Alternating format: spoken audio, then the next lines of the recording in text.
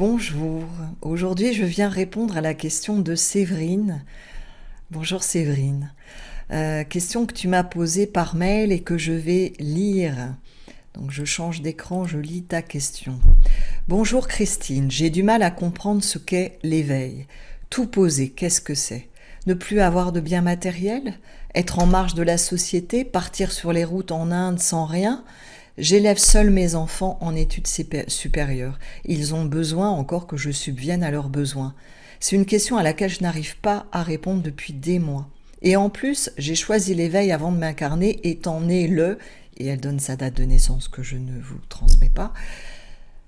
Je me dis que je comprendrai le moment venu et qu'il n'est peut-être pas pour cette incarnation-là. En tout cas, tes messages quotidiens m'interpellent beaucoup et m'aident énormément. Un grand merci. Alors je me suis dit, tiens, c'est curieux.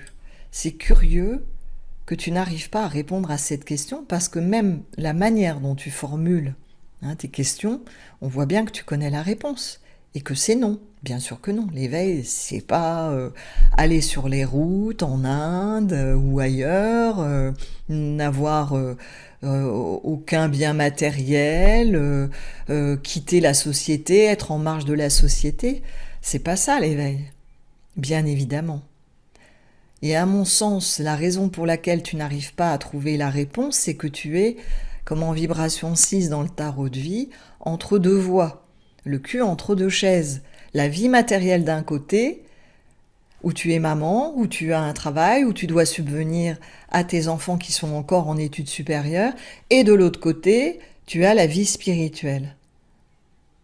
Or, l'éveil, dès lors que nous sommes incarnés dans ce corps de chair sur terre, c'est l'amener là, dans ta vie quotidienne, là où tu es, dans ta vie telle qu'elle est. C'est bien pour ça qu'il y a ce programme Décoronne-toi. C'est pas change de vie, vis complètement autrement. Pas forcément, pour certaines personnes, oui. Et ça va être quand est-ce que je vais vous inviter à une invitation, à changer ou de travail, ou de contexte de vie, de cadre de vie. C'est juste lorsque dans la lecture de votre route naissance, la lecture du programme de route qui est dans votre cas, il y a un fossé entre votre manifestation au quotidien et votre plan de route initial, la raison pour laquelle vous vous êtes incarné. C'est que dans ces cas-là, sinon, c'est très très bien. S'incarner, ça a sa raison d'être. Sinon, on ne s'incarnerait pas, et on s'incarne justement pour l'éveil. Voilà, donc l'éveil, c'est certainement pas se couper de tout. Pour certains, cela va être leur voie de manifestation. Et ça, on peut le voir dans la roue de naissance. C'est pour ça, parfois, on m'a envoyé des liens d'un instructeur qui se dit ne pas être instructeur, mais qui instruit sur YouTube, et qui prône comme quoi les ascètes, il n'y en a pas besoin, que c'est inapproprié, que les maîtres, il n'y en a pas besoin, qu'on a tout en nous. Ok, pour certaines personnes, c'est juste, pour d'autres, ça fait partie de leur chemin d'expérience. La vie, c'est une grande école. Donc j'espère réussir à vous inviter à poser toute notion de jugement sur voilà, ça doit être comme ça, surtout qu'en plus cette personne prétend ne pas être dans les dogmes, et voilà. Soyons très attentifs tout le temps et à ne pas recréer de nouveaux dogmes en disant non, c'est pas comme ci, c'est comme ça. Tout est juste, tout est vrai dès lors que l'être humain, l'individu, est en phase et aligné avec son programme de route. On ne peut pas juger de ce qui est juste ou pas juste pour l'autre. Alors ça ne veut pas dire que l'autre est toujours dans la justesse par rapport à son plan de route, mais on fait de notre mieux, voilà, c'est tout. Dans ces cas-là, quand une personne a justement un instructeur, un guide, un maître, est dans une voie qui lui permet de l'éclairer, c'est pas parce que ça n'est pas la nôtre que ça n'est pas juste pour l'autre, voilà. Donc Donc oui, pour certains êtres, ça va être juste d'être en marge de la société, d'entrer dans des voies ascétiques, d'expérimenter cela, de d'avoir un maître, d'être dans un état de disciple vis-à-vis d'un maître, ou d'être compagnon du divin, au-delà d'un maître physique. Euh, tout va dépendre de l'individu et de la conscience en laquelle il se place. Voilà, il n'y a pas la vérité, la règle pour tous. La seule règle, c'est qu'en fait, on aspire tous, à revenir à la source. Qu'en fait, on n'a jamais perdu. Mais je reviendrai dessus si ça vous intéresse. Voilà. Donc, pour répondre à ta question, pour moi, en fait, là où tu as à te questionner vraiment, c'est pas sur qu'est-ce que l'éveil, c'est pourquoi je me sens tiraillée entre deux modes d'expression, moi dans la vie matérielle quotidienne et moi dans la vie spirituelle. C'est la vibration 6, Osiris, dans le tarot de vie.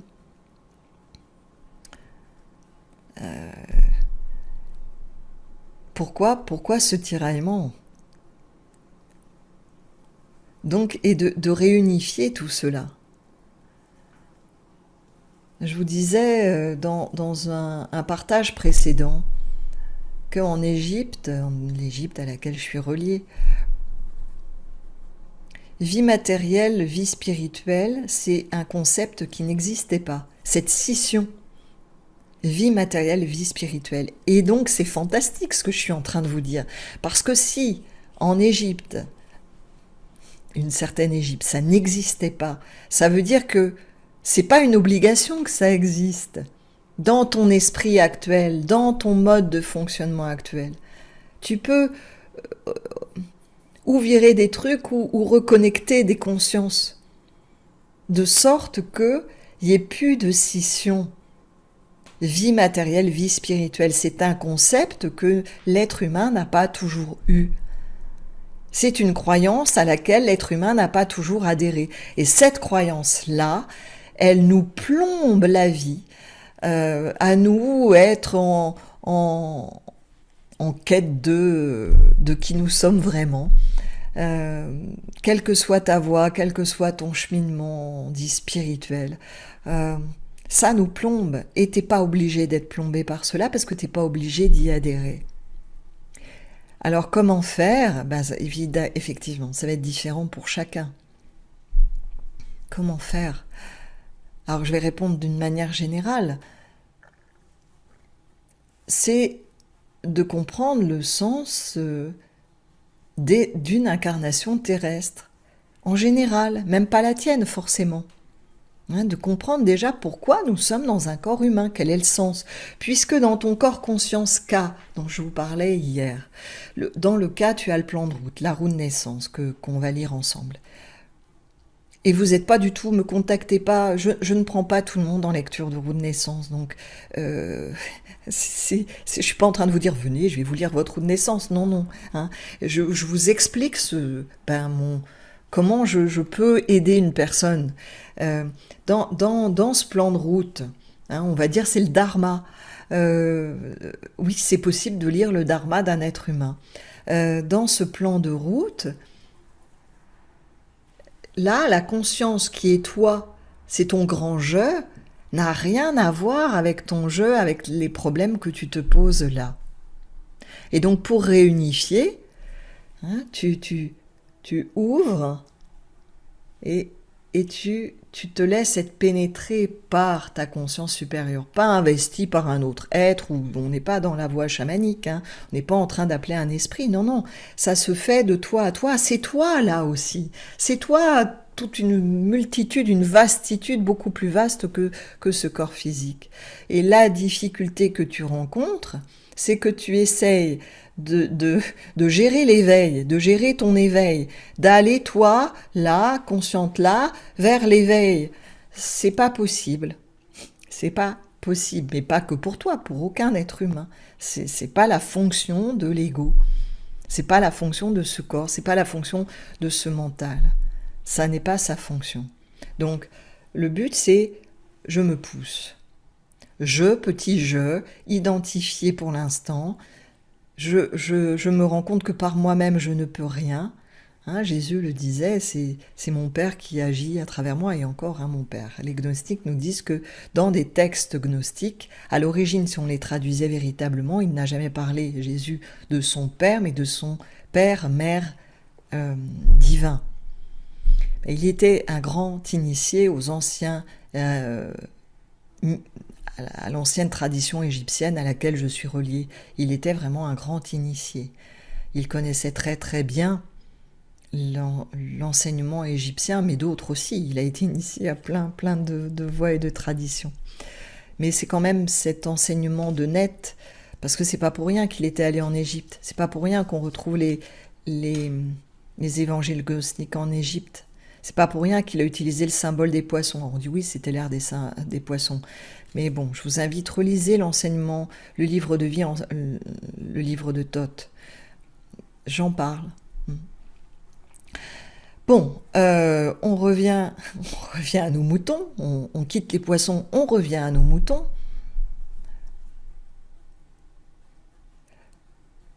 Lorsque tu vas quitter ton corps, tu n'emmèneras pas ton ego. De l'autre côté, tu n'as rien à voir avec l'être là, avec ses problèmes actuels, avec l'ego actuel. L'ego actuel, c'est pour un temps, c'est pour cette vie-ci. Quand tu vas te réincarner, tu auras un autre ego. C'est une enveloppe qui est liée au corps, qui te permet de te manifester, mais qui permet aussi, par rapport à l'éveil, de subtiliser toutes ces cellules denses de ce corps terrestre. Le véritable éveil, c'est j'emmène tous mes corps conscience. Donc tu as une partie de descente, tu connais les 2 pyramides, j'en parle aussi dans le livre de vie, qui était un symbole utilisé dans les grandes écoles de Mahat, mais qu'on retrouve dans toutes les traditions. Je vous parlais d'Aurobindo, il l'a utilisé comme un symbole, on le retrouve en Égypte.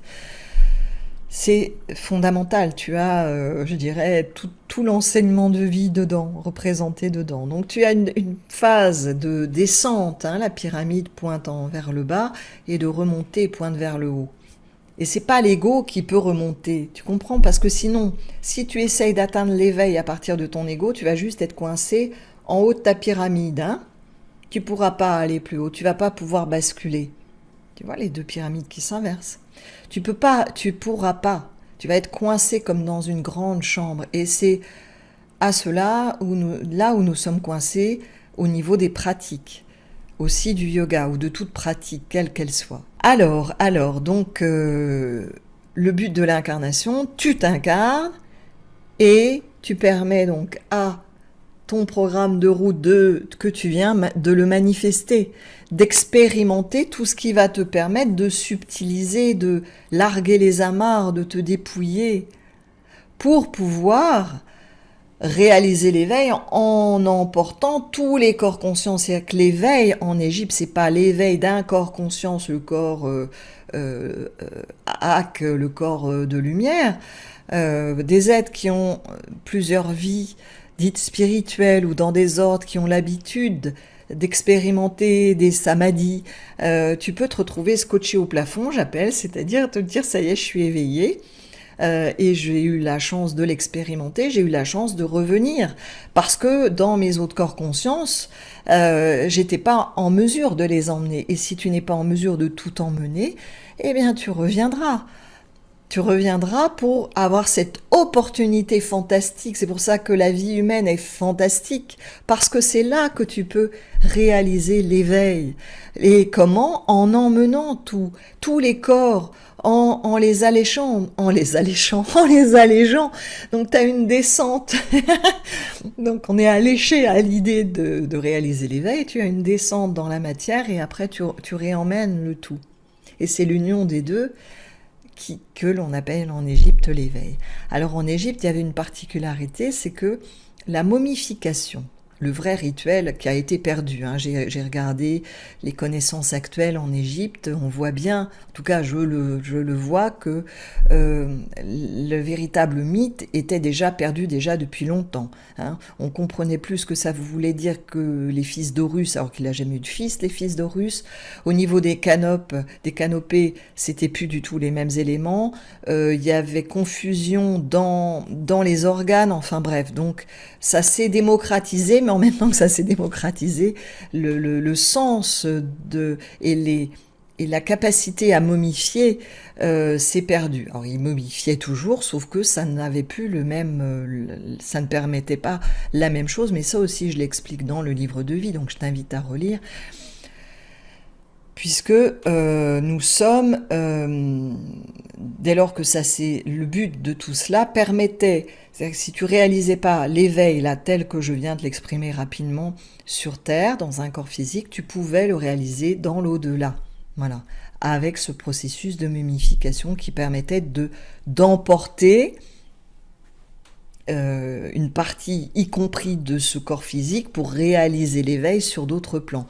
Comme ça s'est perdu, nous sommes depuis obligés de nous réincarner pour réaliser l'éveil, pour devenir un nouvel Horus et pour devenir à un moment donné Horus l'ancien, donc pour pouvoir le réaliser. Voilà. Donc, trouve le sens revient au sens, pourquoi, quel est le sens d'une incarnation.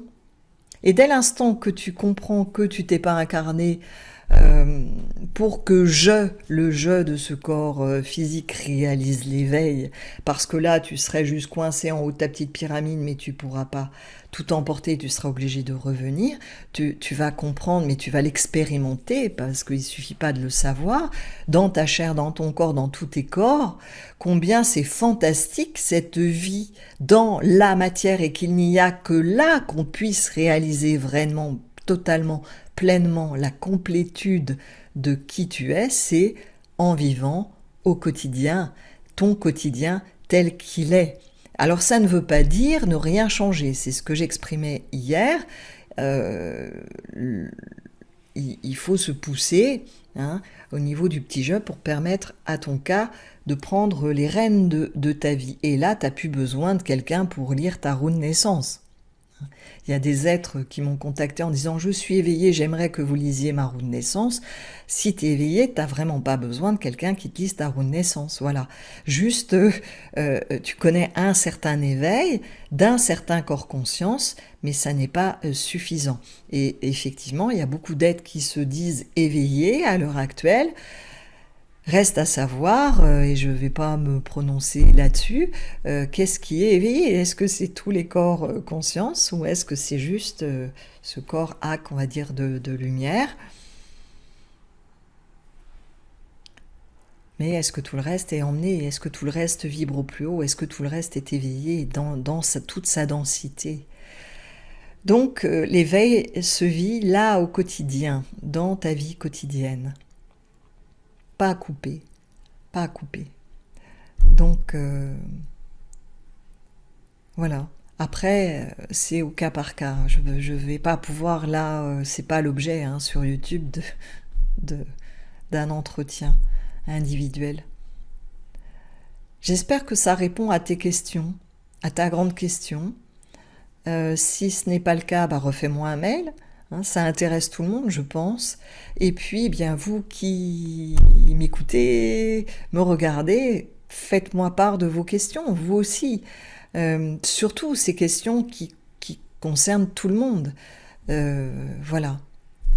Avec plaisir, je vous retrouve la prochaine fois. Je vous souhaite une belle journée, en prenant plaisir, conscience de la joie, de la chance, du cadeau de cette incarnation. C'est un véritable cadeau, y compris dans la difficulté. Je dirais peut-être même plus dans la difficulté, puisque c'est là où tout d'un coup, on est face à nos limites, là, égotiques, et c'est dans ces moments-là, quand on n'en peut plus de nous, eh bien qu'on a cette opportunité beaucoup plus facilement de s'ouvrir déjà à notre grand jeu, et qui, lui, hein, cette conscience-là, nous, a réponse à tout, c'est ce qui est juste d'être fait, d'être dit en l'instant. Arium Tat Sat, tout est cela.